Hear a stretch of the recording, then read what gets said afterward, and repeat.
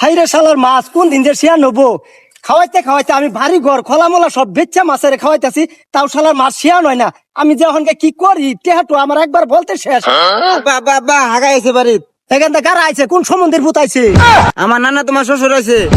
ইয়ে শালার ভূত আজকে খাওয়াইছে আধা কেজি গুস্তু কিনছিলাম ঈদের মধ্যে 4-5 বার আইন্দা খাওয়াইছি ওই লুবে বারে বারে এই শালার ভূতের জ্বালা মধ্যে পড়ছি খারো তোর পুরিটা মরুক বললে তুই কি ভাই আস তোর দেখ আব্বা তাহলে টেহা তো বাজার করে নিয়ে গিয়া তোর নানারে ককা টুলবা টলবি বাইন্দা বাজ যাবার কইলো কা ওখানকে আমি কোনো বাজার সদাই করা পামু না তাহলে বাজার থেকে মাছ তুলে আইনা খাওয়াই দেই